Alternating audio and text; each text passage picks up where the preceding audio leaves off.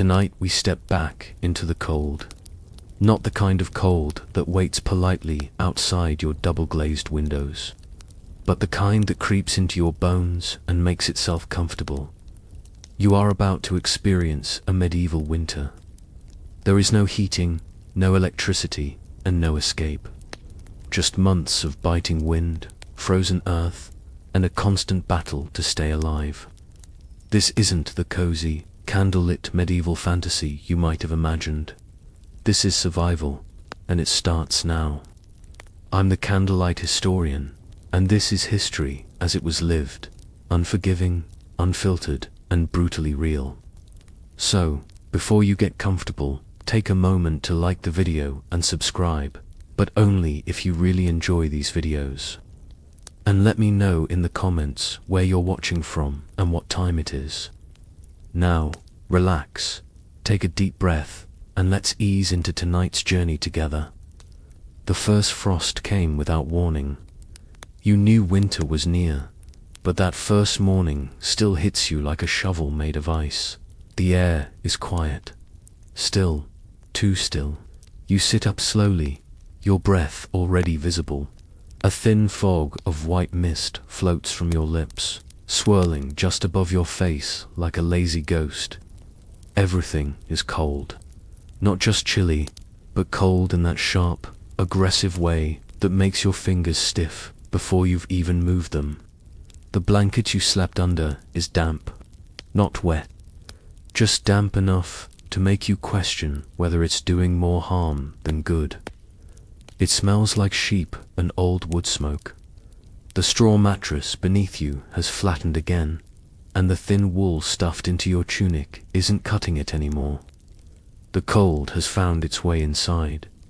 You pull your knees to your chest. You don't want to get up. No one ever wants to get up in a medieval winter. But the sun is rising, pale and embarrassed, barely lighting the sky. The day has begun, and the cold doesn't care how you feel about it. You hear someone sneeze nearby. A wet, messy sort of sneeze. Your brother, probably. He's already been coughing for days. You told him it was just a chill. He told you it felt like the plague's little cousin. You both laughed, but the laugh was thin. You knew it wasn't that funny. The roof above you has a thin layer of frost on the inside. Yes, inside. The thatch might keep out the rain, mostly, but it's useless when it comes to warmth. Your house is a wooden frame filled with gaps. Some are stuffed with old rags or hay. Some just let the wind through like a welcome guest. It's a one-room home, and every breath adds to the cold cloud in the air. Your feet touch the floor. Instantly, the cold bites your skin like it was weight in.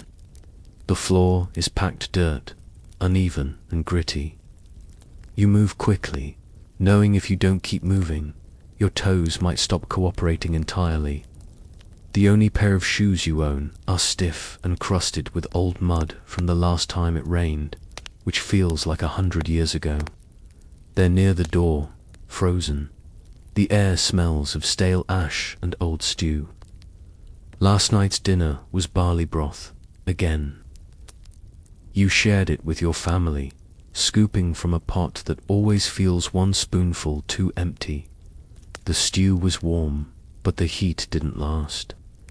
Now it's just a reminder of how brief comfort really is. Outside, the village is silent. No birds, no dogs barking, just the wind whispering insults through the cracks.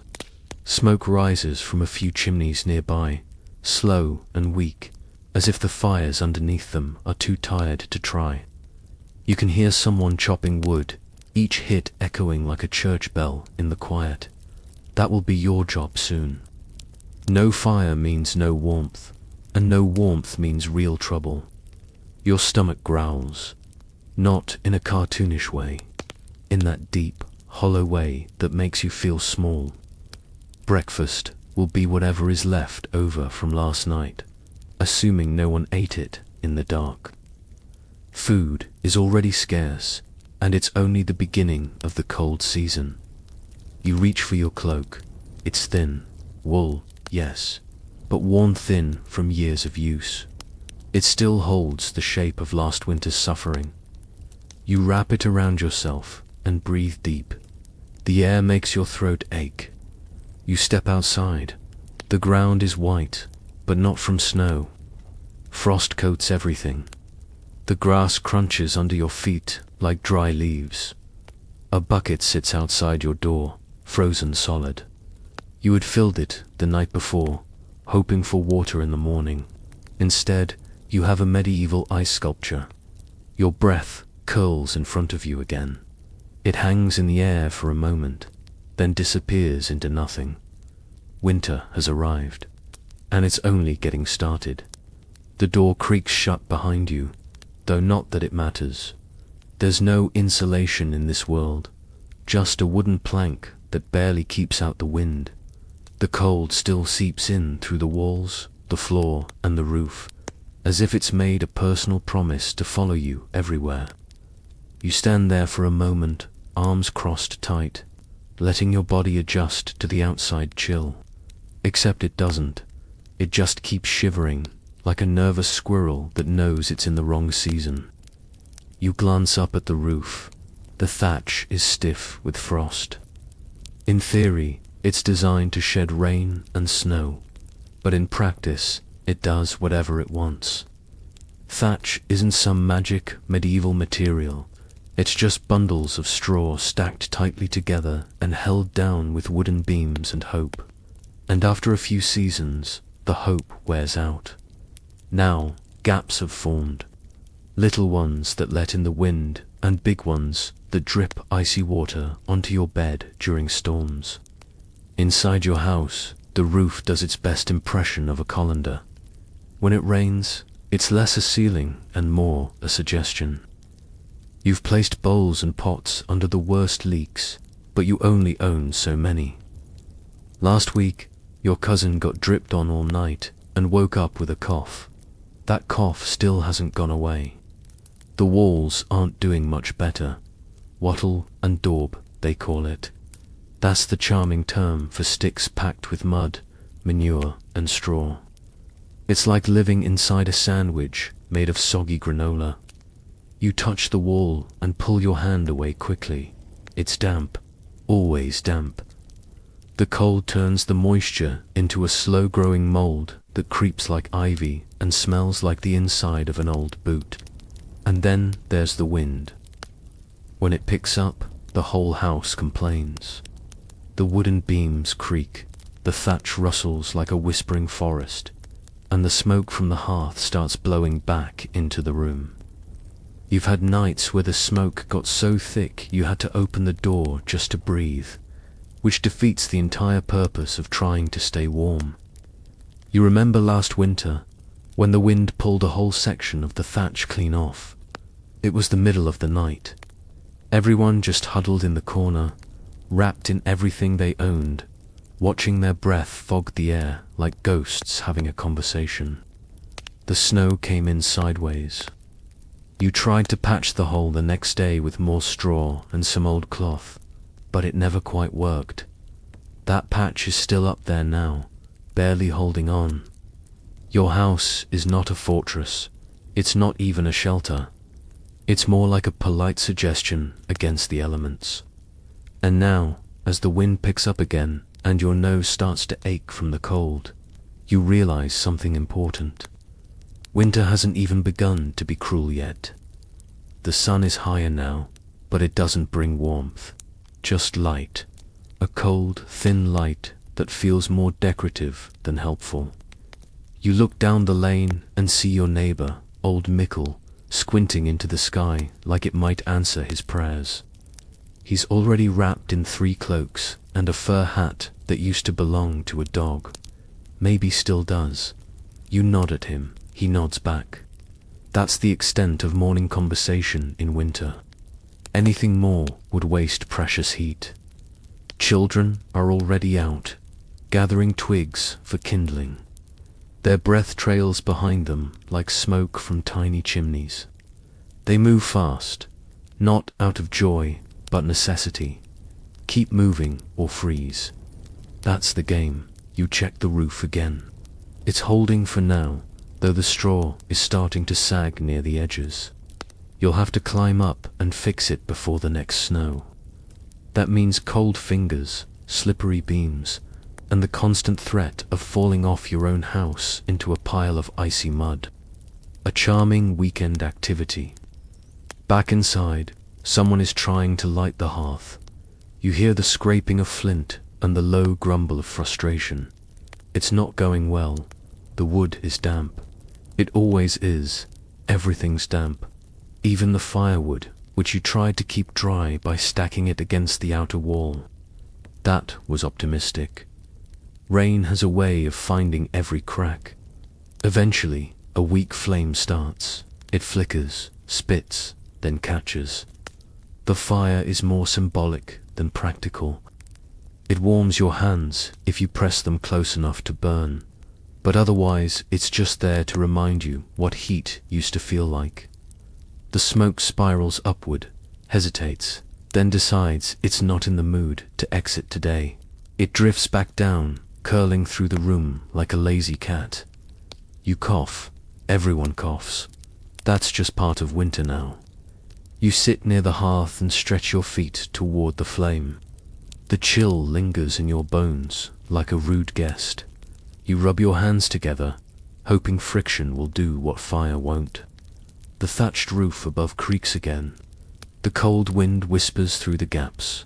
You're not just trying to stay warm. You're trying not to lose hope. And the season hasn't even truly begun. The blanket situation is frankly tragic. You stare at the pile in the corner and try to convince yourself it's enough. It isn't. What passes for a blanket in the medieval world is often a thin sheet of wool, scratchy as a haystack and about as comforting. If you're lucky, it's only a little moth-eaten. If you're unlucky, it doubles as a home for lice. Your family shares what they have. One blanket might serve 3 or 4 people. The logic is simple. If everyone lies close enough, you can trap a bit of shared warmth, like a primitive sauna of shivers and elbows. The downside is everything else.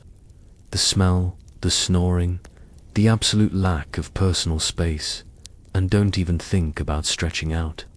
There's always someone's foot in your ribs or a knee in your spine. You pull one of the blankets around your shoulders and sit by the fire. It smells faintly of damp sheep and 1,000 sleepless nights.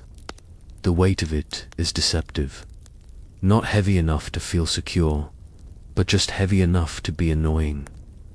You shift it over your legs and try to trap any heat leaking from the feeble fire. It's a losing battle. There's no such thing as layers of luxury here. No plush throws, no thick quilts, no electric blankets humming gently with modern comfort. Just threadbare wool, body heat, and hope. Your mother stitched patches onto this one last year using thread she pulled from an older blanket that finally gave up on existence. It's a patchwork of fading colors and stubborn survival. At night, the cold is at its worst. You remember the last frost. You went to bed wrapped in every piece of fabric you owned. Shirt, tunic, cloak, blanket, even an old sack you tried to turn into a makeshift sleeping bag. Still, your nose froze. Your toes vanished into numb silence. The only way to stay even remotely warm was to curl into the fetal position and pray your breath didn't ice over in your sleep. Some families sleep in shifts just to share the warmest spots by the fire. Others put stones in the embers and wrap them in cloth to take to bed like medieval hot water bottles. You tried that once. The stone cracked, burned your blanket and your thigh. You still have the mark. Someone enters the room, dragging their own sorry excuse for a blanket. It's your little sister. She looks half frozen and fully annoyed. She flops down next to you, clutching the fabric like it owes her money. You offer to share your space by the fire. She accepts by leaning directly onto you, blanket and all. It's warmer, yes, but now you can't feel your left arm. She sneezes. You sigh. There's talk in the village about making new blankets. Spinning wool, weaving cloths, stitching layers. But wool is scarce. Cloth is expensive. And time is always short when you're spending most of the day trying not to die of exposure. So everyone just keeps using what they have, over and over, until the fabric gives out or someone else gives up. When it rains, the blankets get wet. When it snows, they get stiff. And when someone accidentally spills soup on one, congratulations, now it smells like turnips for a week. Washing them is risky. Water is cold. Soap is rare. And drying takes days, assuming it doesn't rain again. You once saw a nobleman ride past with a cloak that looked like it could fend off an avalanche. Thick, lined, and dusted with fur like a walking fireplace. It looked like wealth, like comfort, like a world you will probably never live in. You watched him disappear down the road, his breath curling like fog behind him, while your own cloak did its best impression of a damp curtain. Back in the house, your father coughs from his bed. He shifts under a pile of blankets that look more like bundled laundry than bedding. He mutters something about the wind getting stronger. You believe him. You can hear it howling through the thatch like it's testing your resolve. Every gust feels like a reminder. Winter is not impressed with your preparations. You and your sister pull your blankets tighter. The fire spits a bit of heat, but it's still losing the fight. You think about the coming nights, the ones where the frost will crawl inside your clothes, the ones where the wind sounds like it's laughing, the ones where no amount of wool or warmth will make you feel safe. You shift again, trying to get comfortable. The blanket scratches your chin. Your toes are already numb, and it's not even midnight yet. The morning air inside the house is bad enough. But once you step outside, it's like walking into a bucket of knives. You brace yourself as the cold wraps around your face, not just on your skin. It sinks in behind your eyes, in your teeth, under your fingernails. You breathe in and regret it instantly.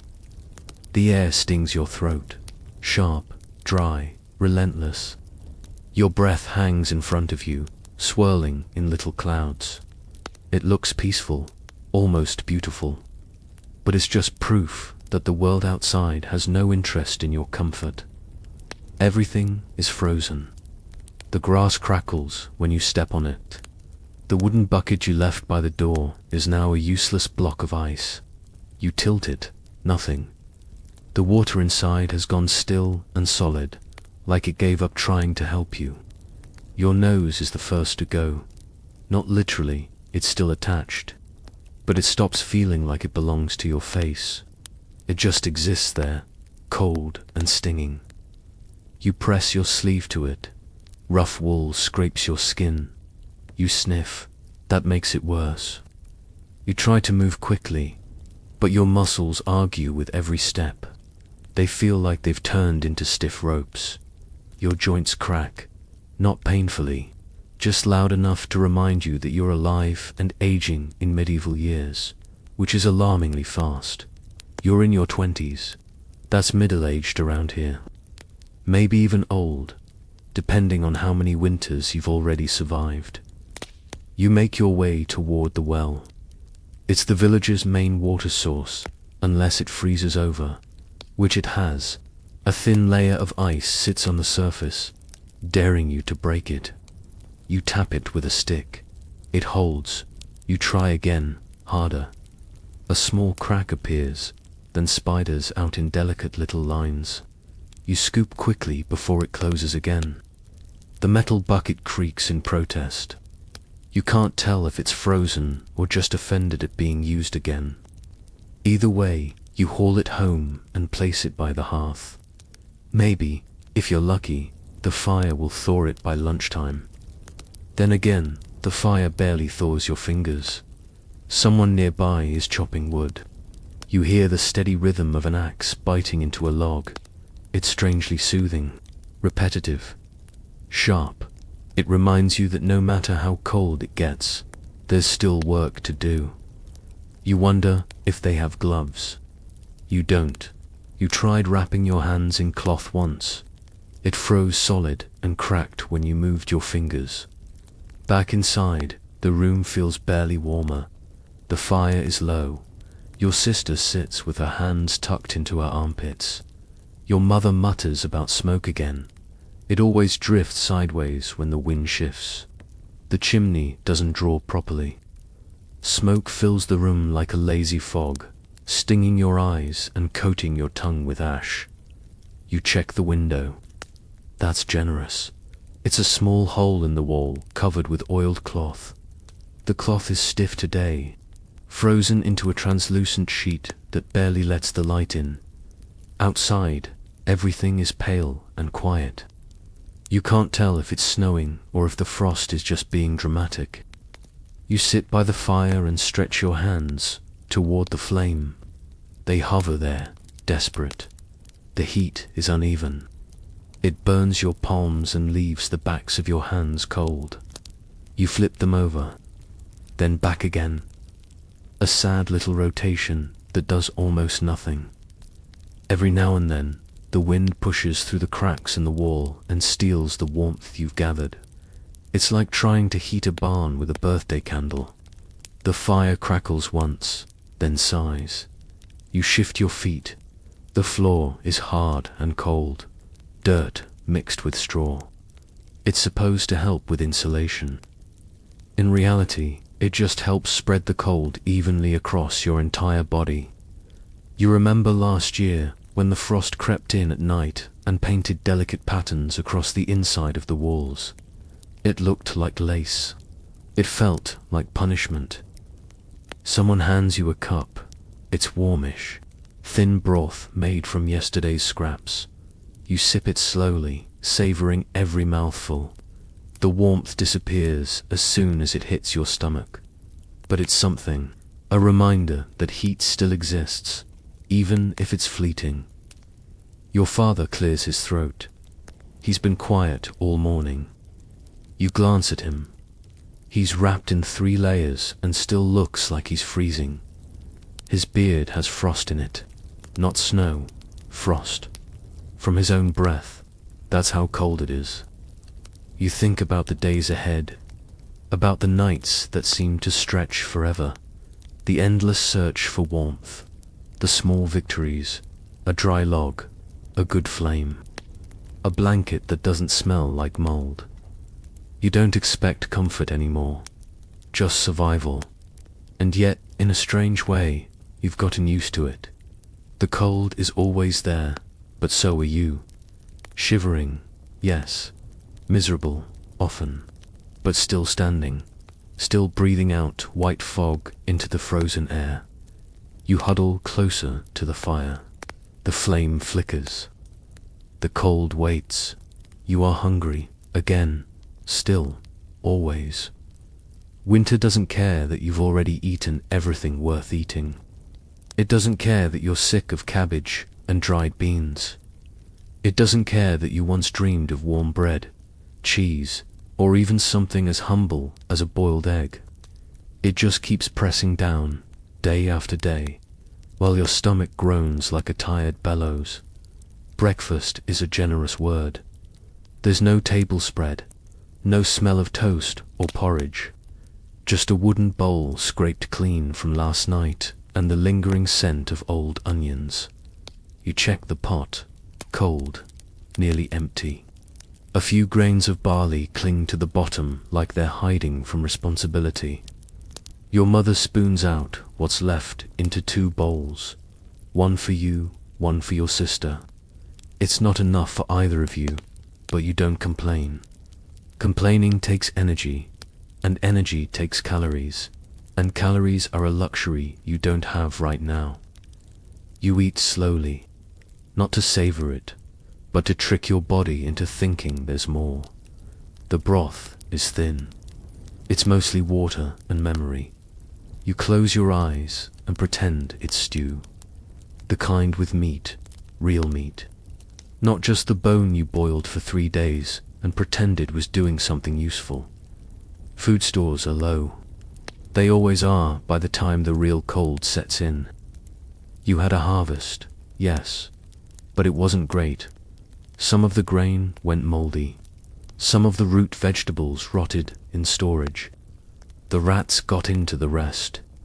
You chased them off, set traps, cursed at them like a madman. But rats are smarter than they look. You respect them bitterly. You glance at the pantry, which is just a shelf in the corner. A few onions hang from a rope. One has gone soft. There's a sack of flour with more holes than pride. You shake it. A fine dust of powder puffs out. Not a good sign. Flour isn't supposed to breathe. You think about bread. It used to be a daily thing. Flat, rough, barely held together, but still bread. Now it's once or twice a week. When you can spare the flour and the firewood, it takes time to bake. Time you could spend fixing the roof, hauling water, not dying. Someone once said hunger sharpens the senses. That person never had to chew boiled nettles while pretending it was a meal. You've tried everything edible within walking distance. Roots, weeds, dried herbs, bark, once even a mushroom that made your uncle hallucinate for 3 days. He said he saw a cow give a sermon. You haven't touched mushrooms since. You look around the room. Everyone is pretending not to be hungry. Your brother's chewing a piece of leather like it's a hobby. Your father stares into the fire, lips pressed tight. Your mother hums softly, trying to distract your little sister from asking when lunch is. Lunch will be the same as breakfast, if it happens at all. You tried hunting once, set a snare near the woods, waited half a day, caught a squirrel so small it looked more like a fuzzy question mark. Still, you cooked it, roasted over a low flame until it stopped being cute. You chewed every bone, swallowed the skin, thanked the gods, then felt guilty about it for a week. Trading is out of the question. The merchant hasn't been seen in days. No one wants to travel in this weather.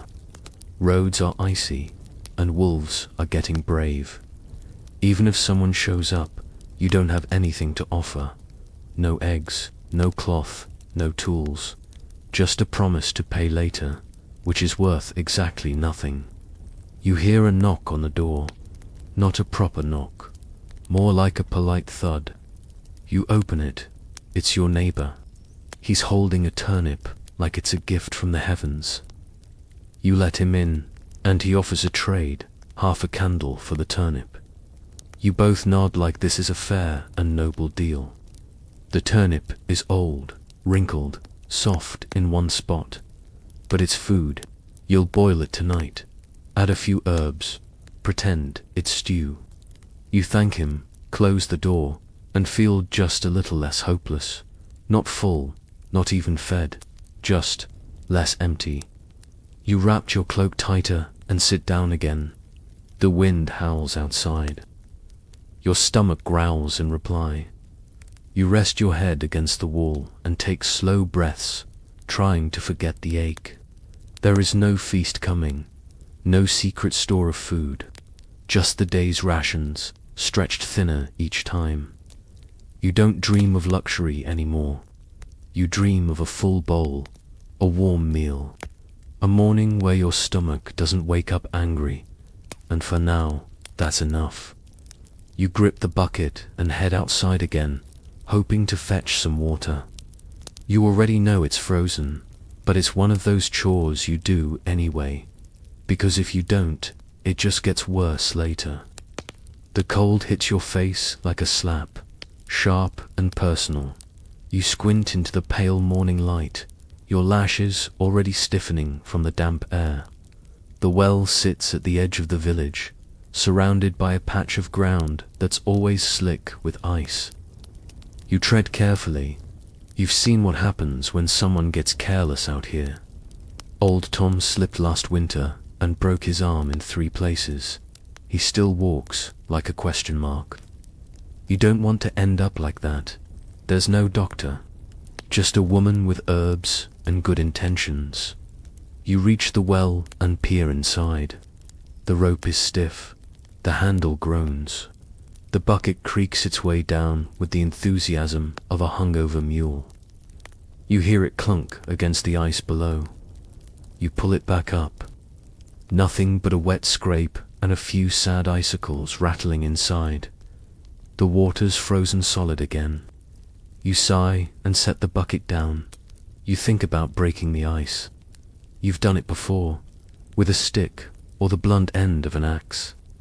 But the ice today looks thick, really thick, the kind that fights back. You kneel down, press your ear to the stone rim, and listen. Nothing. Not even a drip. Just silence. A cold, heavy silence that tells you all you need to know. You look around. Everything is brittle. Trees like skeletons. Ground hard as stone. Even the animals have gone quiet. A few chickens pecked half-heartedly at the icy dirt, confused and offended. Your neighbor's goat stands motionless, coated in frost, looking like it gave up sometime around dawn. You decide to try the river. It's a short walk, but it's not easy.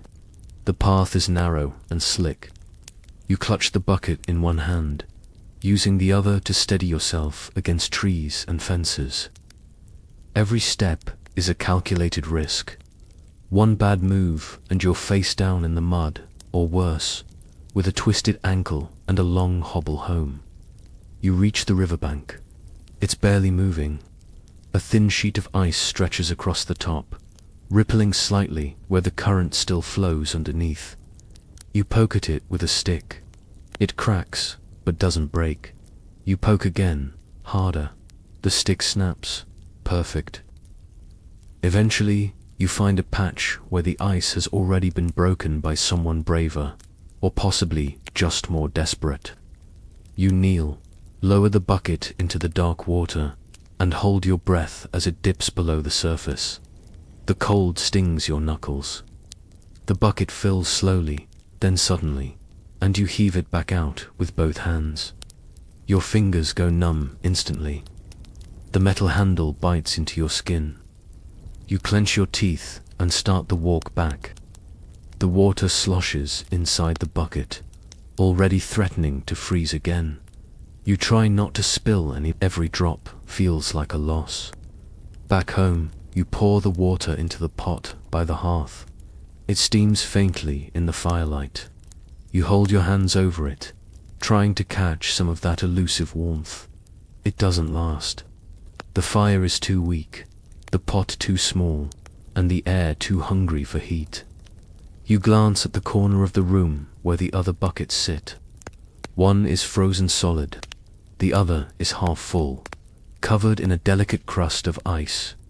You chip at it with a spoon, because that's all you have. You break through, eventually, but it feels like a victory you had to beg for. Your hands ache now.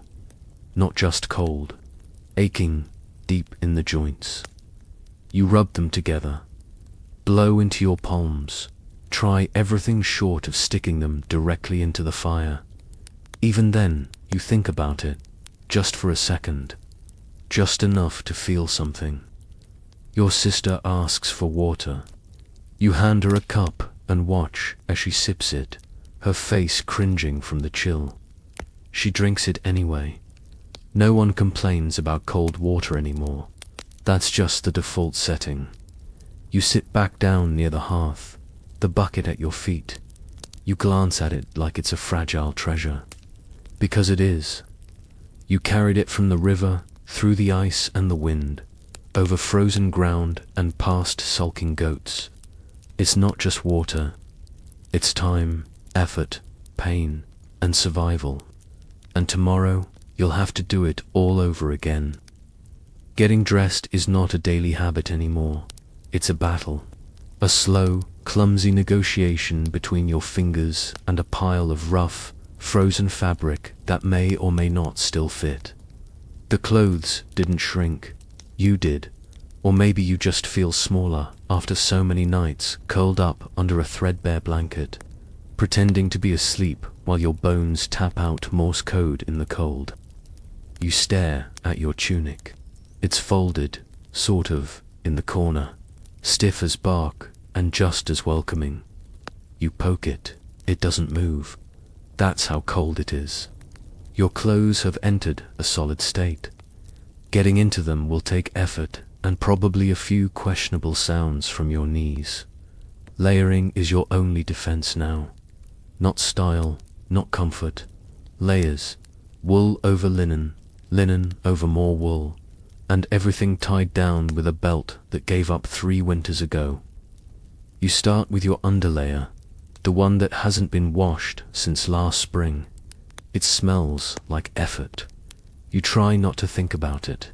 At least it's soft, mostly because the fibers have been worn down to something that vaguely resembles fabric. Next comes the tunic. You pull it on like you're climbing into a sack. It catches on your elbow, then your shoulder. You win, barely. Then the overtunic, a thicker, heavier version that smells like smoke and wet dog. You're not sure why. You haven't seen a dog in weeks. Your cloak is last. It's the oldest thing you own that still works. Thick wool, dyed a muddy brown that might have once been green. It's riddled with tiny holes, some from moths, some from sparks. One, suspiciously, from a chicken.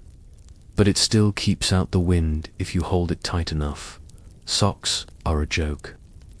What you have are strips of cloth, wound around your feet and stuffed into boots that have definitely seen better centuries. The left boot leaks. The right boot is just stiff. You step into them slowly, like you're trying not to wake a sleeping bear. You flex your fingers. They're already numb.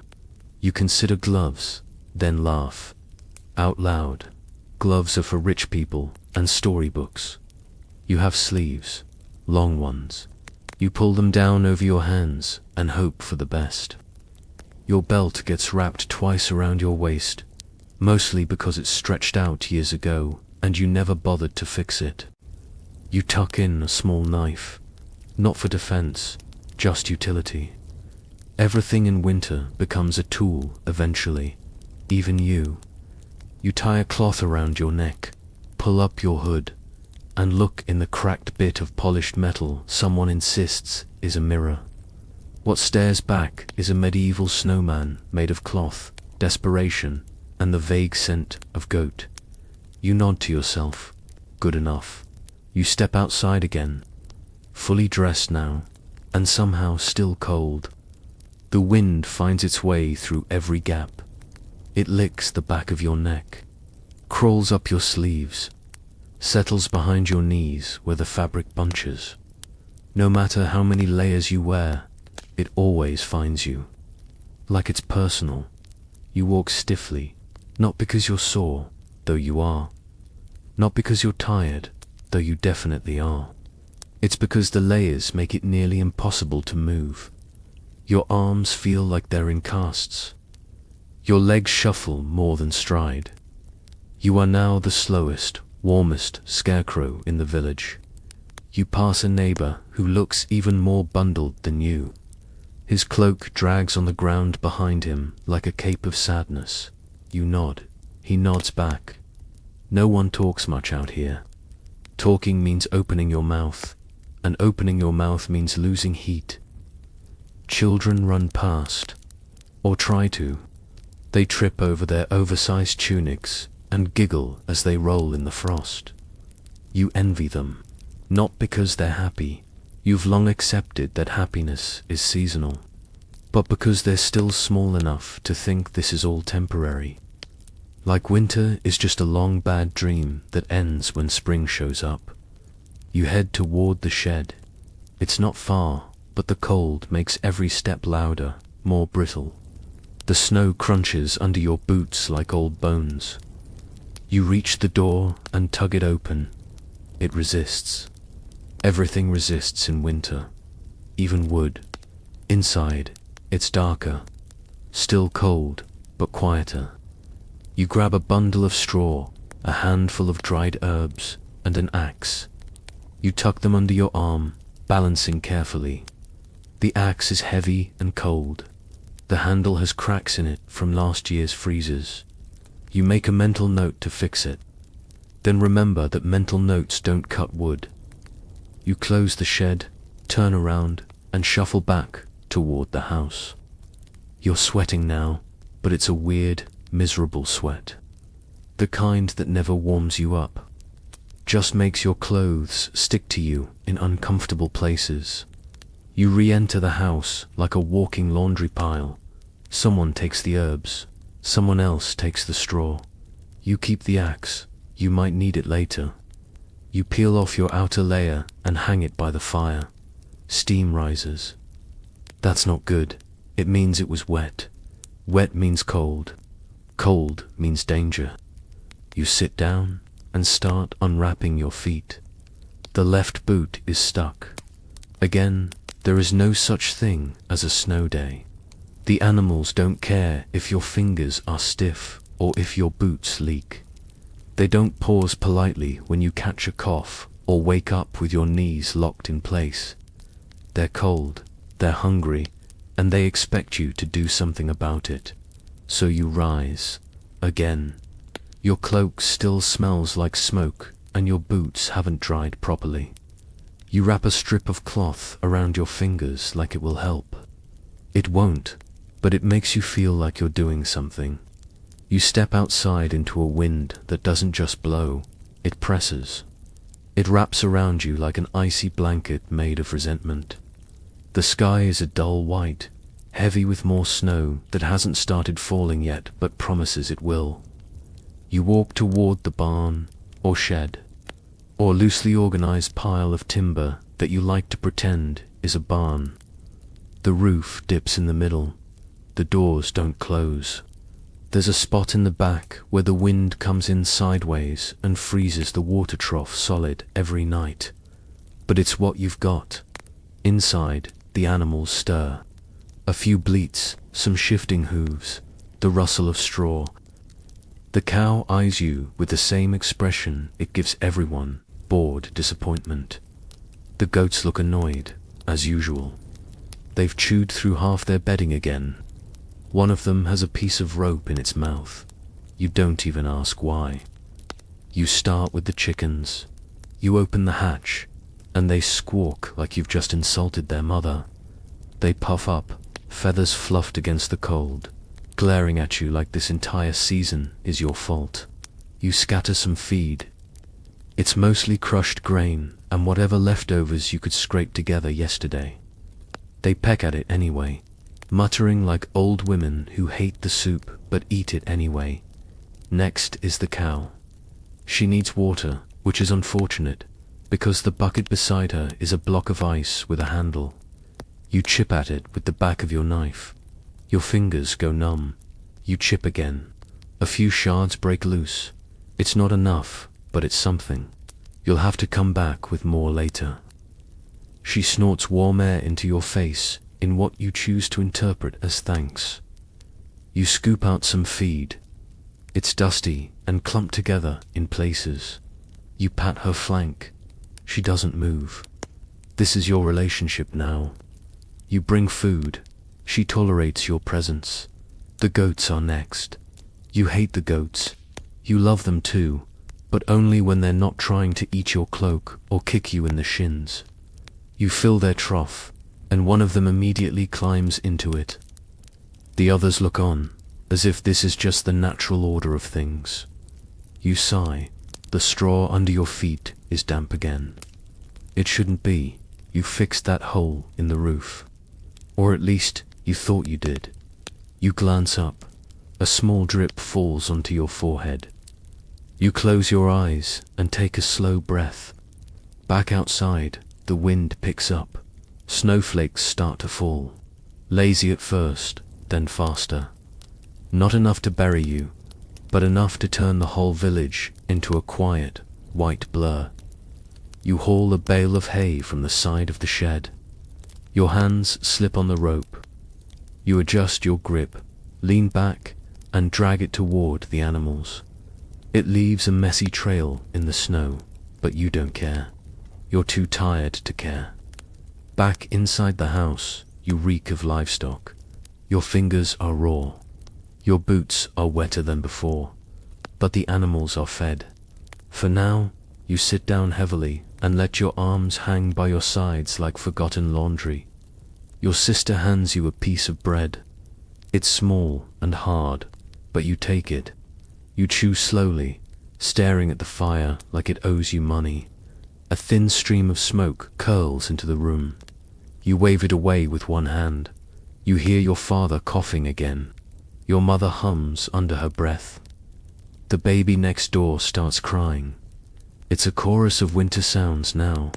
Familiar, a little sad, completely ordinary. You close your eyes for a moment, not to sleep, just to stop seeing everything, just to pause. And then you open them again, because it's already time to fetch more water. The cough starts in your chest, deep and scratchy like it's clawing its way out. At first, you try to ignore it. Maybe it's just the cold air. Maybe it's the smoke from the fire. Maybe it's the fact that you slept with your head halfway out from under the blanket because your little sister kicked you in the face again. You tell yourself it's nothing, but then you cough again, and again. It feels different this time. It rattles, it echoes inside your ribs. It's the kind of cough that leaves you blinking afterward, like your body just tried to warn you of something and you didn't quite understand the message. You glance around the room. Your father's coughing too. He's been doing it for days, maybe weeks. Time gets soft in the winter. No one keeps track of anything but firewood and food. But you remember when it started. Just a little sneeze, a tight throat. Now he sounds like someone shaking a box of nails. Your mother noticed it first. She made him drink boiled herbs, wrapped his feet in cloth, muttered little prayers over him when she thought no one was watching. But the herbs don't do much, and the prayers just hang in the smoky air, unanswered. Illness is part of winter now, like frost or hunger, or waking up to find the water bucket frozen again. People start coughing, then they stop getting out of bed. Then the house gets quiet in a different way, and someone has to go tell the priest. You've seen it happen more times than you'd like to count. Not just old people, young ones too. Last year, the baker's son started coughing in early December. By New Year, he was gone. His bed still sat by the fire for a week before anyone moved it. Like no one quite knew what to do with the space he left behind. You're not sick, not really, just coughing, just tired, just cold in a way that no number of blankets can fix. You take a sip of water, it does nothing. You breathe through your mouth, the air burns. Someone sneezes, you don't know who. It doesn't matter, everyone's sneezing, everyone's sick, it's winter. You get up and step outside. The air is worse out here, somehow. Sharper, more personal. It cuts through your cloak and hugs your lungs. You cough again, doubling over a little. Your breath hangs in the air like a warning sign. You glance at the sky. Grey, thick, unmoving. You haven't seen the sun in 3 days. Maybe 4. Not that it matters. The sun doesn't warm anything anymore. It just shows up to remind you how bright cold can be. The healer came through the village last week. She had a cart full of dried plants and stories. She gave your mother a bundle of something that smelled like feet and told her to boil it in a pot with garlic and water. Your father drank it. He vomited. Everyone pretended that meant it was working. You haven't seen her since. She said she was headed to the next village over, or maybe she froze on the road. Hard to say. You shuffle back inside. The warmth of the fire barely greets you. It's like walking into a memory of heat. Your sister is wrapped in a blanket, rocking gently, humming to herself. You sit beside her, and she leans on your shoulder. You're both warm, but not really. The cough returns. It's softer now, but more frequent. You breathe shallowly to avoid setting it off again. It's a bad strategy, but it works, for now. You think about what happens if you get worse. There's no doctor, no medicine, no hospital, just your mother's hands and whatever herbs she has left. You think about the graveyard at the edge of the village, covered in snow now, quiet, familiar. You shake your head. No, not yet. You eat a piece of bread. It's dry and tasteless, but it gives your hands something to do. Your father mutters in his sleep. Your mother stirs the pot. Your sister coughs once, and you both pretend she didn't. Outside, the snow starts again. Inside, the room fills with smoke and silence. It's only late afternoon, but the sun is already on its way out. Not setting, just retreating, slipping behind the clouds like it's embarrassed to be here. You step outside and notice the change immediately. The light is turning blue, not soft and cozy, cold, empty. The kind of light that tells you it's time to get inside and prepare for another long night. The chickens have already gone quiet. They know. Animals don't need clocks. They feel it in the wind, in the shadows, in their bones. The goats are restless. One of them bleats into the quiet, like it's trying to talk back to the dusk. You throw some straw into the barn and close the door. It doesn't latch. You wedge a stone in front of it and call it good enough.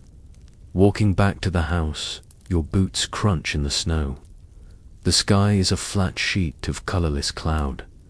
No stars tonight, no moon. Just that creeping darkness that makes everything quieter and a little more dangerous. Every twig snap sounds like a warning. Every gust of wind feels like a test. You push open the door and the warmth, what little there is, brushes against your cheeks. The fire is still going, barely. Your mother's poking it with a stick, willing it to live. Your brothers twisting lengths of straw together to make something that might pass for kindling. It's teamwork now, or shared desperation. Hard to tell.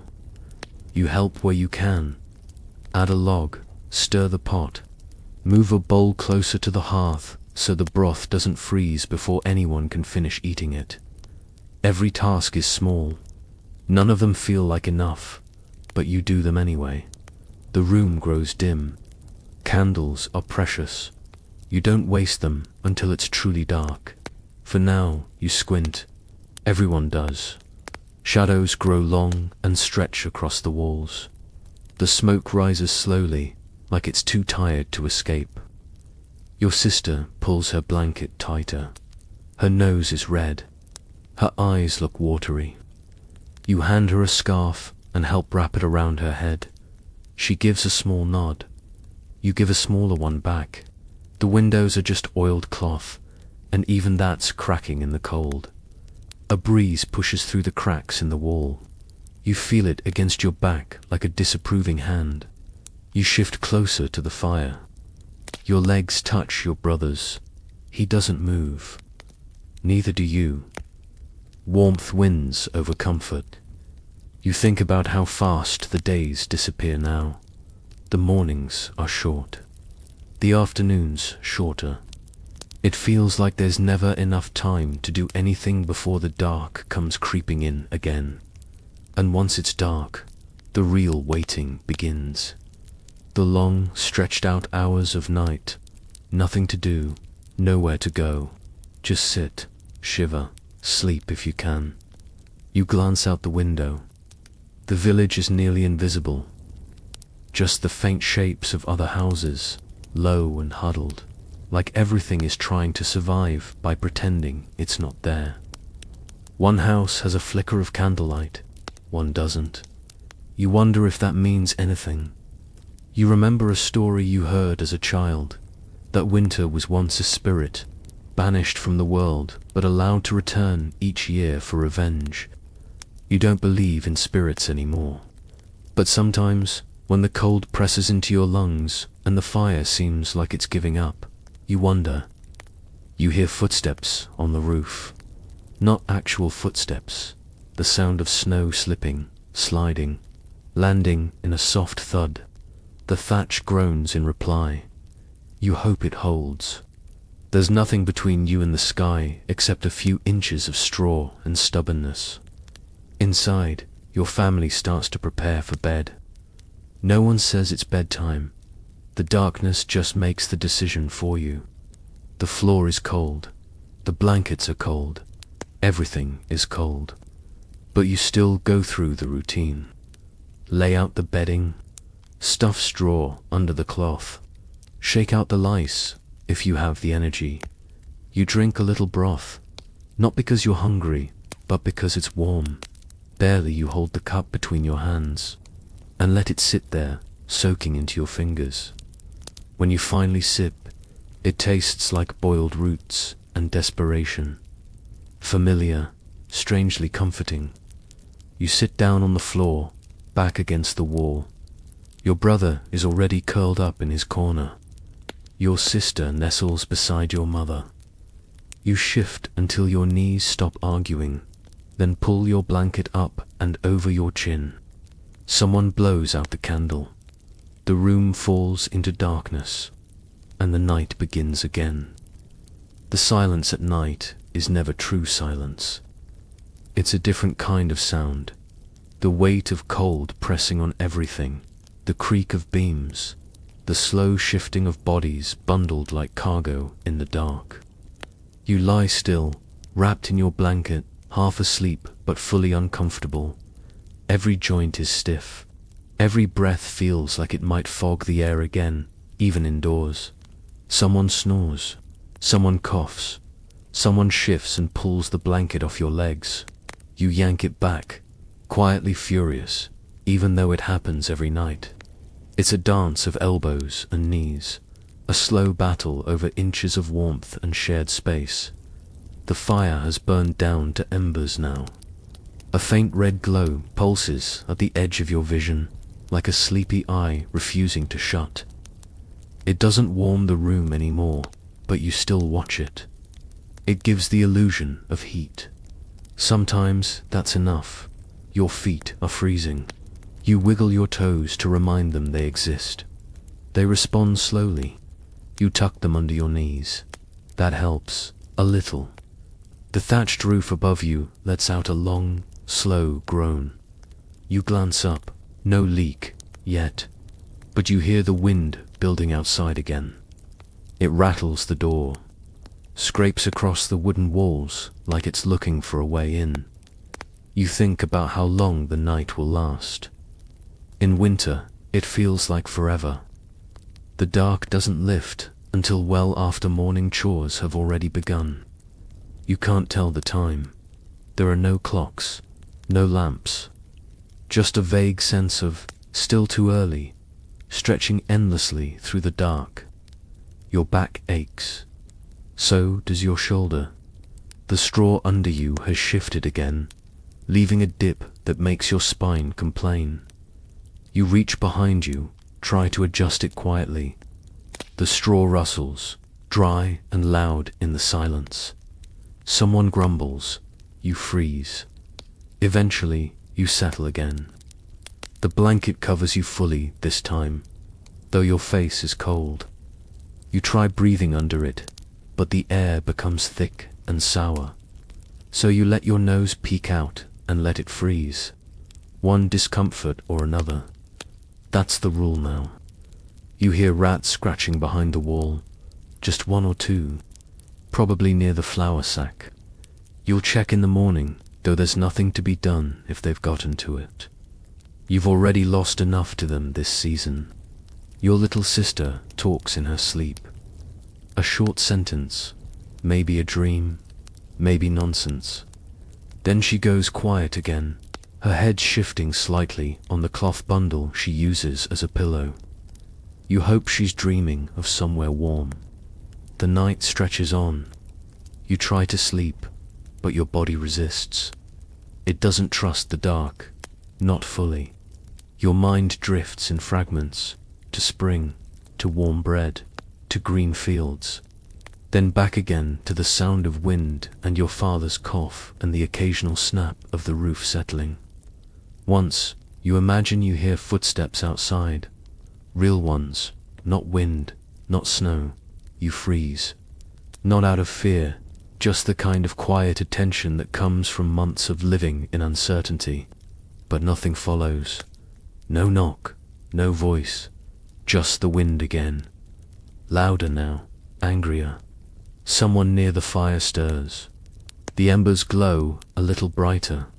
You hear a stick drop onto the coals, followed by a small crackle. The room flashes with a little red light, then settles back into its slow, glowing breath. You pull the blanket tighter and shift to your side. Your knees ache. Your hip is numb. Your shoulders cold. You close your eyes anyway, because you have no choice. You need the sleep. Tomorrow will ask more of you. You wake up before the sun, because that's how it works now. The darkness hasn't lifted, and the cold hasn't left. But something inside your body knows it's time. Your back protests. Your legs feel like they've been flattened by a cart. You blink slowly. You're not fully awake, just no longer asleep. The fire is out, not just low, gone. A few grey smudges sit where the embers used to be. You feel the loss instantly. The room is colder than it was last night. Not by much, but enough to make your breath curl upward as soon as you exhale. You sit up, wrapped in your blanket, trying to convince yourself to move. Everyone else is still asleep. Your brother is a lump of wool and elbows. Your mother's wrapped tight around your sister, who whimpers faintly in her sleep. Your father shifts and coughs, but doesn't wake. You stand, stiff and slow. The floor is freezing. The soles of your feet feel like stone. You move toward the hearth, dragging your blanket with you, like a cold, silent ghost. You kneel down and prod the ashes with a stick. Nothing, not even a glow. You sigh through your nose and start over. You find the driest bits of straw in the corner. Add thin kindling. Try the flint. Once, twice, again. The spark catches. The straw smokes. You lean in and breathe carefully, warming the ember with your breath. It lights, barely. You feed it small sticks. Then larger ones. It resists, then gives in. A little flame stands up, like a proud child. You shield it from the draft and wait. You can feel the heat just start to reach your fingers when someone stirs behind you. Your mother sits up and nods once.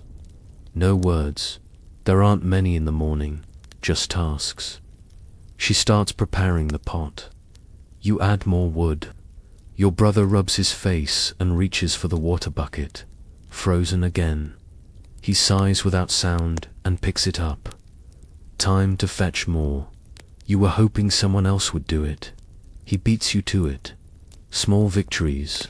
The fire's finally growing now. You sit near it and stretch out your hands. The warmth is uneven, but welcome.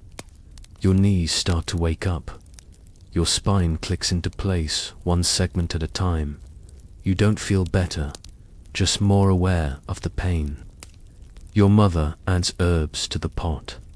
The smell rises slowly, thyme, maybe, or just something green and bitter that grew near the fence. It smells like every other morning this season.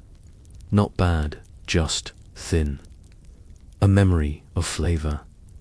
You hear someone knocking snow off their boots outside. A neighbor, probably Mikkel again. He enters without waiting. He holds 2 small logs and a grim smile. A gift.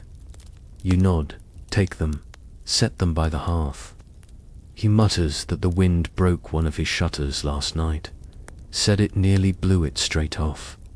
He lashed it down with rope, but it's not going to last. You both nod again, like men who have run out of advice. Your father finally sits up. He looks worse today, pale. His breath wheezes when he speaks. No one asks how he feels. Everyone already knows. You eat slowly, bread dipped in warm water and herbs. It's more ritual than meal. Your stomach tightens, wanting more, but your mind knows it's all there is. Outside, the snow has stopped. For now, the light is pale grey. Still not morning, not really, but close enough to begin. Your brother returns with water. His face is red from the wind. His fingers barely work. He sets the bucket down carefully and sits by the fire, hunched forward like he's trying to merge with the hearth. You all sit there, shoulder to shoulder, not talking. The fire cracks softly. The wind moans against the wall. Your mother hums, just once, and stops. And then the long day begins. There is no privacy in a one-room home. Every sound, every breath, every moment is shared. You wake, sleep, eat, and argue all within the same cramped space. Even your thoughts feel louder here, especially during winter, when no one leaves unless they absolutely have to. You're used to it, of course. You've lived this way your whole life. But that doesn't make it easier. The floor is crowded with blankets, straw pallets, boots, cloaks, and people. The fire sits at the center like a lazy sun, giving off just enough heat to cause arguments about who's sitting too close and who needs to move. Your father always claims the left side. Your sister always ends up with the corner no one wants. You usually perch on the edge of the stool that wobbles when you breathe. Conversations overlap. Coughs echo. Someone's always shifting or scratching or muttering. You learn to ignore it, mostly, but it wears on you. There's no door to close. No space to think. Just one room where every emotion has to be managed quietly, because no one has the energy for drama. You remember once, years ago, when your brother tried to build a curtain for himself, hung it up between 2 beams, called it his room. It lasted a week before someone spilled stew on it and used it to mop the floor. He didn't try again. In the evenings, when the candles burn low and the wind finds its voice again, everyone gets quieter. Not peaceful, just quiet, like the room is holding its breath. People retreat into themselves, wrapped in blankets and thought. No books, no hobbies, just long stretches of sitting and thinking and occasionally dozing with one eye open. The hardest part is needing to be alone and having nowhere to go. You step outside sometimes, even when it's bitter cold, just to breathe without being watched. The yard is still. The snow muffles every sound. For a few minutes, it almost feels like solitude. But then your fingers go numb, your nose starts to ache, and you have to go back inside. You open the door and all the noise returns. The sniffles, the crackling fire, the creaking beams, the quiet sighs of people trying not to lose their patience. You close the door behind you and say nothing. There's nothing to say. Your mother brushes your sister's hair. She winces. There's a knot. A small whimper, a sharp word, a sudden silence. You look at the fire. It flutters like it's nervous too. Later, someone starts a quiet song.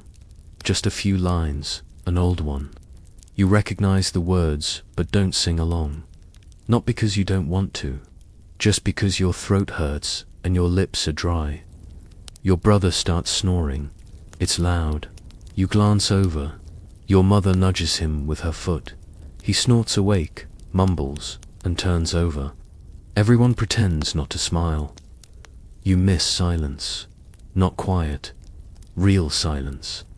The kind where you don't have to listen to anything but your own breathing. The kind where no one's clearing their throat or grinding their teeth or muttering about the firewood pile. But privacy is a luxury, and in winter, luxuries are the first to go.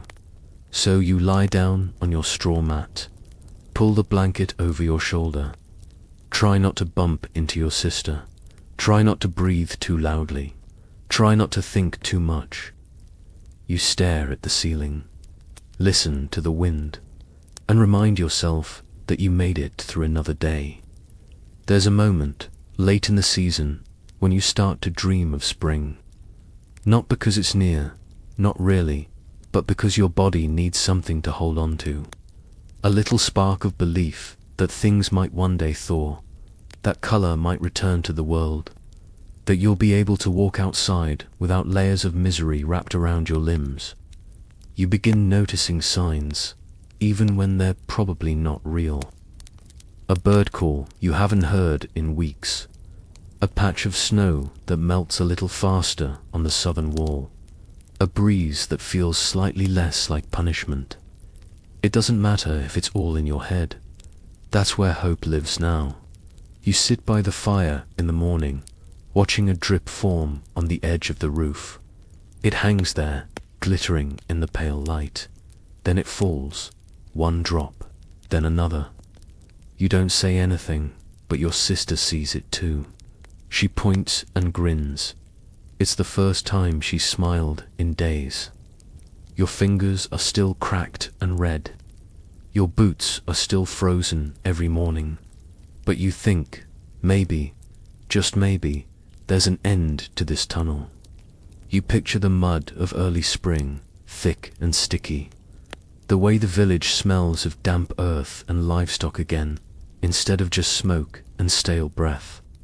You dream of grass, not lying in it, not running through it, just seeing it. Green, alive, moving in the breeze like it's glad to be back. You imagine the trees starting to bud, the fields slowly waking up, the sound of water running freely again, not just hiding under a shell of ice. Your mother begins checking the grain more often, counting how many days of flour are left. Your brother starts sharpening tools he won't use for another month. These aren't plans. They're prayers disguised as chores. Small offerings to whatever spirit governs the seasons. You wonder if the animals feel it too. The goats seem less irritable. The chickens squawk louder.